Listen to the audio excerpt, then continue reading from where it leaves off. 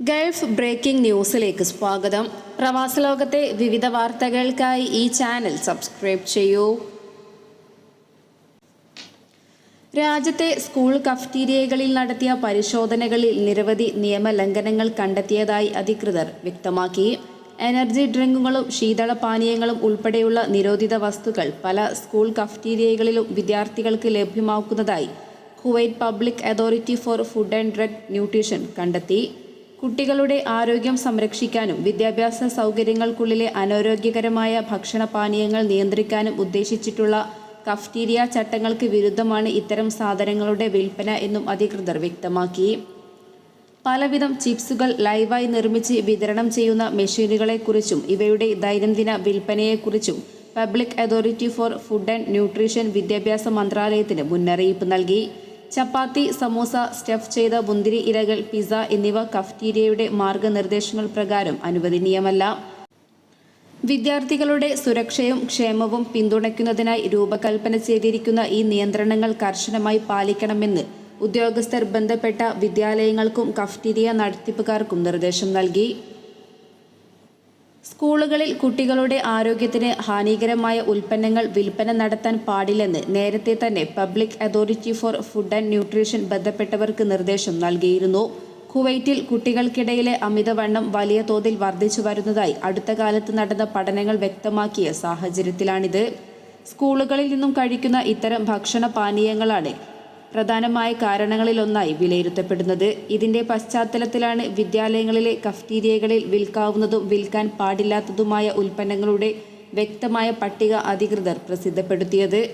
വിദ്യാർത്ഥികൾക്ക് ആരോഗ്യകരമായ ഭക്ഷണ പാനീയങ്ങൾ ഉറപ്പാക്കുന്നതിന് ഇവിടങ്ങളിൽ സർട്ടിഫൈഡ് പോഷകാഹാര കമ്പനികളുടെ ഉൽപ്പന്നങ്ങൾ മാത്രമേ വിൽപ്പന നടത്താവൂ എന്നും അധികൃതർ വ്യക്തമാക്കി.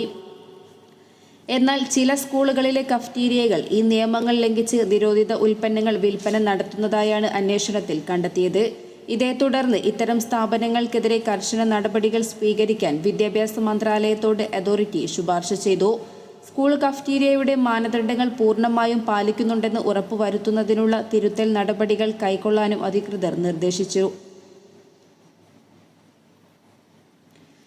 കേന്ദ്ര സർക്കാരിന്റെ തുറന്ന ആകാശ നയത്തിന്റെ പരിധിയിൽ കരിപ്പൂർ വിമാനത്താവളത്തെ ഉൾപ്പെടുത്തി. കൂടുതൽ വിമാന കമ്പനികൾക്ക് കരിപ്പൂരിലെത്താൻ വഴി തെളിയിക്കുന്നതാണ് പുതിയ തീരുമാനം. നേരത്തെ കരിപ്പൂർ വിമാനത്താവളം ഈ പട്ടികയിൽ ഉൾപ്പെട്ടിരുന്നു എങ്കിലും പ്രവർത്തനാനുമതി ഇപ്പോഴാണ് ലഭിക്കുന്നത്. ആസിയാൻ അംഗങ്ങളായ കിഴക്കനേഷ്യൻ രാജ്യങ്ങളിലേക്കും ഇന്ത്യ ഉൾപ്പെടുന്ന സാർക്ക് രാജ്യങ്ങളിലേക്കും ഇന്ത്യയിലെ 18 വിമാനത്താവളങ്ങളിൽ നിന്നും വിമാന സർവീസുകൾ ആരംഭിക്കുന്നതാണ് തുറന്ന ആകാശ നയം. ഇതനുസരിച്ച് ഈ രാജ്യങ്ങളിലേക്ക് നിയന്ത്രണങ്ങളില്ലാതെ സീറ്റുകൾ ഓപ്പറേറ്റ് ചെയ്യാൻ ഇരു രാജ്യങ്ങളിലെയും വിമാന കമ്പനികൾക്ക് അനുമതി ലഭിക്കും. 18 വിമാനത്താവളങ്ങളിൽ ഒന്ന് കരിപ്പൂർ വിമാനത്താവളമാണ്. ഇതിന്റെ ഭാഗമായാണ് എയർ ഏഷ്യയ്ക്ക് സർവീസ് അനുമതി ലഭിച്ചത്. മലേഷ്യയ്ക്ക് പുറമെ Singapore, Australia, China, Brunei, Indonesia, Hong Kong, Philippines, Thailand, Taiwan, Vietnam, Japan, Korea തുടങ്ങിയ നിരവധി രാജ്യങ്ങളിലേക്ക് കണക്ഷൻ സർവീസുകളോടെയാണ് AirAsia service. Tourism, business, വിദ്യാഭ്യാസ ആവശ്യങ്ങൾക്കായി മലബാറിൽ നിന്നും നിരവധി ആളുകൾ ഇപ്പോൾ കിഴക്കനേഷ്യൻ രാജ്യങ്ങളിലേക്ക് സഞ്ചരിക്കുന്നുണ്ട്.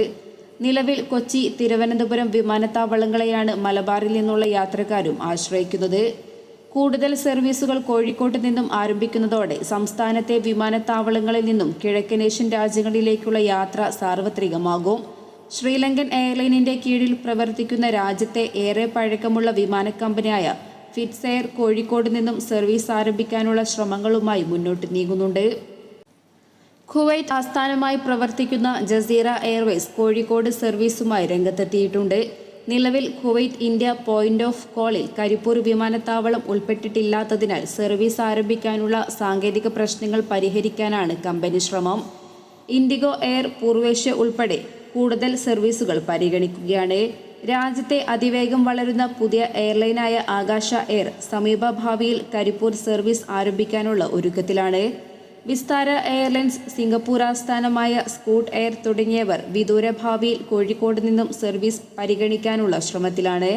ഫുജൈറ, മദീന തുടങ്ങിയ കേന്ദ്രങ്ങളിലേക്ക് കോഴിക്കോട് നിന്നും സർവീസുകൾ ആരംഭിക്കുന്നത് എയർ ഇന്ത്യ എക്സ്പ്രസും പരിഗണിക്കുന്നുണ്ട്. എയർ ഇന്ത്യ വിസ്താര ലയനത്തിന് ശേഷമുള്ള ആദ്യ യാത്ര തിങ്കളാഴ്ച രാത്രി ദോഹയിൽ നിന്നും മുംബൈയിലേക്ക്.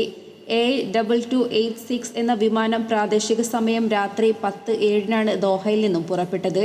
വിമാനം രാവിലെ മുംബൈയിലെത്തി.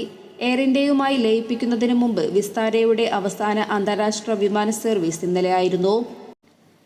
ഇനി മുതൽ വിസ്താര ഫ്ലൈറ്റുകൾ യാത്രക്കാർക്ക് തിരിച്ചറിയുന്നതിനായി AI2XXX എന്ന കോഡാണ് ഉപയോഗിക്കുക. എയർ ഇന്ത്യയിലേക്ക് ലയിച്ചുവെങ്കിലും വിസ്താര നടത്തുന്ന റൂട്ടുകളും ഷെഡ്യൂളും നിലനിർത്തുമെന്നും വിസ്താരയുടെ തന്നെ ക്രൂ അംഗങ്ങൾക്ക് മാറ്റമുണ്ടാകില്ലെന്നും എയർ ഇന്ത്യ അറിയിച്ചു. സെപ്റ്റംബർ 3 വിസ്താര ടിക്കറ്റ് ബുക്കിംഗ് സേവനങ്ങൾ അവസാനിപ്പിച്ചിരുന്നു. ടാറ്റ സൺസിന്റെയും സിംഗപ്പൂർ എയർലൈൻസിന്റെയും സംയുക്ത സംരംഭമായ വിസ്താര 2015 പ്രവർത്തനം ആരംഭിച്ചത്. ഇന്നു മുതൽ എയർ ഇന്ത്യ എന്ന ബ്രാൻഡിലാകും വിസ്താര സേവനങ്ങൾ ലഭ്യമാവുക. കൂടാതെ ലയനത്തിനു ശേഷം എയർ ഇന്ത്യ കമ്പനിയിൽ 25.1% ഓഹരി പങ്കാളിത്തമാകും സിംഗപ്പൂർ എയർലൈൻസിനുണ്ടാവുക എന്നും റിപ്പോർട്ടുകളുണ്ടായിരുന്നു. SIAക്ക് വിസ്താരയിലെ 49% ഓഹരിയുടെ പലിശയും സംയോജിത എൻറ്റിറ്റിയിലെ 25.1% ഇക്വിറ്റി ഓഹരിക്ക് 2058.5 കോടി രൂപ പണമായും ലഭിക്കുമെന്നാണ് ലയന കരാറിലുള്ളത്. ലയനം പൂർത്തിയാകുമ്പോൾ S1A ഏകദേശം SGD 1.1 ബില്യൺ ഗുഡ് വിൽ നേട്ടങ്ങളും രേഖപ്പെടുത്തുമെന്നാണ് പ്രതീക്ഷ. ലയനം പൂർത്തിയാകുന്നതിന് മുമ്പ് ടാറ്റ ഗ്രൂപ്പ് എയർ ഇന്ത്യക്ക് നൽകുന്ന ഏതു ഫണ്ടും SIAക്ക് സംഭാവന ചെയ്യുന്നതിനുള്ള കരാറും അതിൻ്റെ 25.1% ഓഹരി നിലനിർത്താൻ 5020 കോടി രൂപ വരെയുള്ള അനുബന്ധ ഫണ്ടിംഗ് ചെലവുകളും ലയനത്തിൽ ഉൾപ്പെടുന്നു. സൗദി അറേബ്യയിലെ റിയാദ് ജയിലിൽ കഴിയുന്ന കോഴിക്കോട് കോടമ്പുഴ സ്വദേശി അബ്ദുറഹീമിനെ ഉമ്മ ഫാത്തിമ സന്ദർശിച്ചു.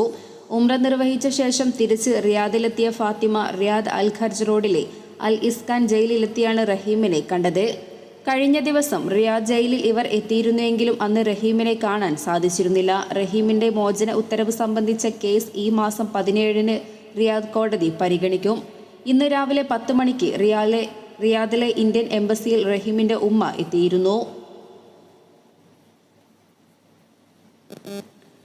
രാജ്യത്തെ IT സാമ്പത്തിക രംഗത്തുള്ള ഇൻഷുറൻസ് കമ്പനികൾ, റിയൽ എസ്റ്റേറ്റ്, പ്രൊഫഷണൽ സാങ്കേതിക മേഖലയിലെ സ്ഥാപനങ്ങൾ, അഡ്മിനിസ്ട്രേറ്റീവ്, സപ്പോർട്ടീവ്, വിദ്യാഭ്യാസം, ആരോഗ്യ, സാമൂഹിക രംഗം, കല, വിനോദം, ഖനനം, ക്വാറി, നിർമ്മാണ വ്യവസായങ്ങൾ, മൊത്ത ചില്ലറ വ്യാപാര സ്ഥാപനങ്ങൾ, ഗതാഗതം, സംഭരണ മേഖല, ഹോസ്പിറ്റാലിറ്റി എന്നീ മേഖലകളിൽ UAE സ്വദേശി നിയമനം നിർബന്ധമാക്കി.